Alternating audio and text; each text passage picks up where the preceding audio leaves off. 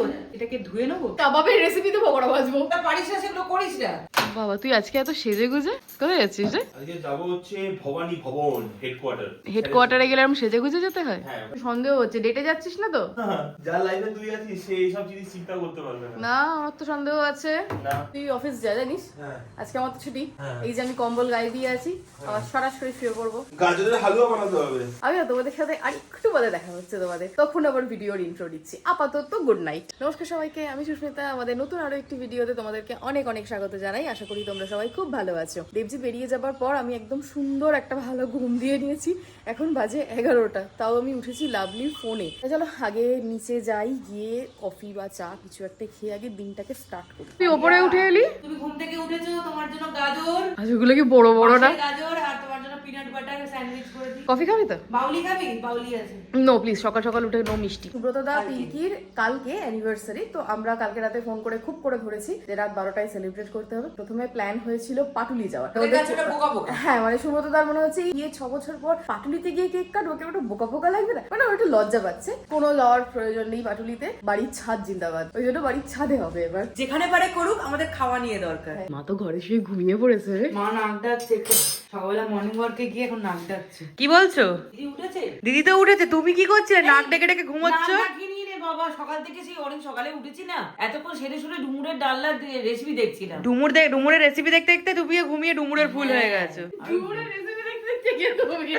মা ঘুমিয়ে পড়ে। ঘুমিয়ে কি পড়েছে, একটু চোখটা লেগে গেছে। ও এসো কফি করছি। না, তো মায়ের জন্য তো কফি নেই। তুমি কফি খাবে? দিলে খাবো, না দিলে খাবো না। তাহলে দিস না দিদি, ছেড়ে দে।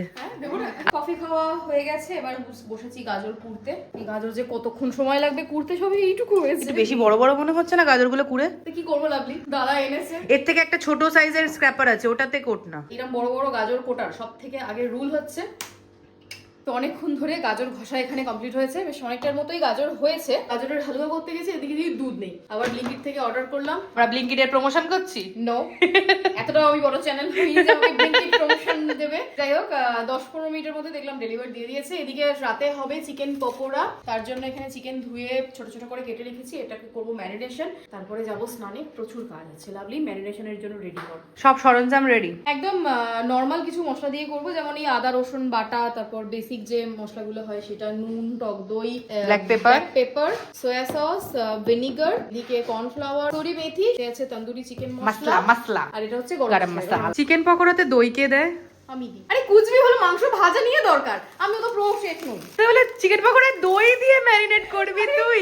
আমি দেওয়ার পর রেসিপি চালিয়ে দেখছি দই দেয় না। সুব্রত দাদা গাল দেবে না তোকে। চিকেনটা যেমন হয়েছে সবাই তেমনই খাবে। আমার মতো কাঁচা হাতে রাঁধুনি রান্না খেতে গেলে এরকম ভাবেই খেতে হবে। কাবাবের রেসিপিতে পকোড়া ভাজবো। কিছু করার নেই, কিচ্ছু করার নেই। এই রেসিপি ফলো করো না। এই রেসিপি কেউ ফলো করবে না। পিউকে বল আমরা কি করেছি। একটা ক্যাজরা করেছি, চিকেন পকোড়ার মধ্যে তন্দুরি মশলা দিয়ে। মাস্টার শেফ এসেছে, এবার আমাদের বাঁচাবে। এই তো মাস্টার শেফ।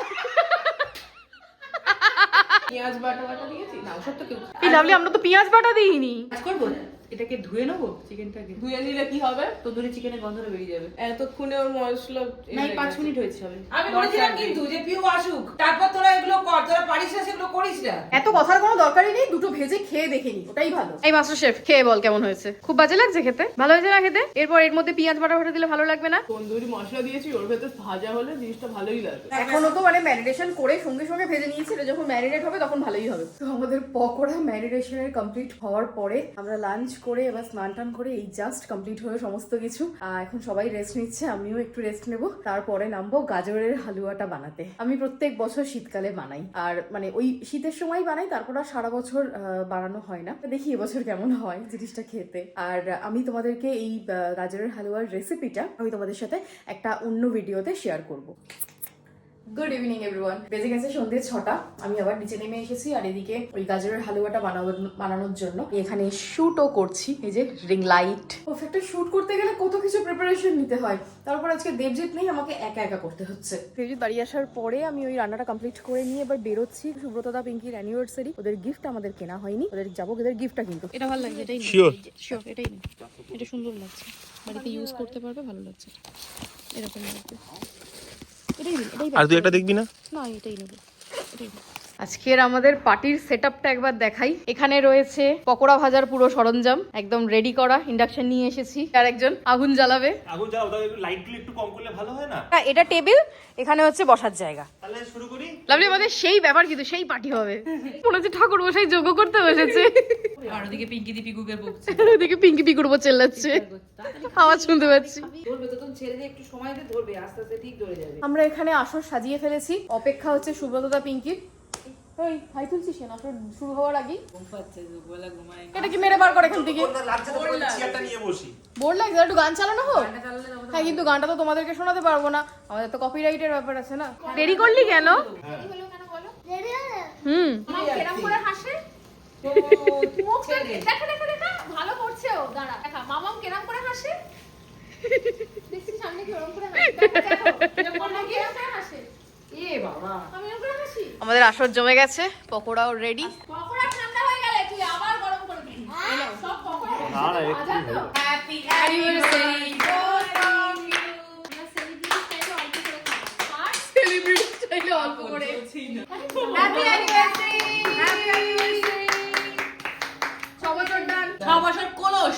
সিঙ্গানি গল্প কলস 6 বছর। 7 বছর শুরু। এই দেখতে দেখতে তোদের দেখি 6 বছর হয়ে গেল। পারে এই অনেক হয়েছে, এবার কাটো, আমরা খাবো।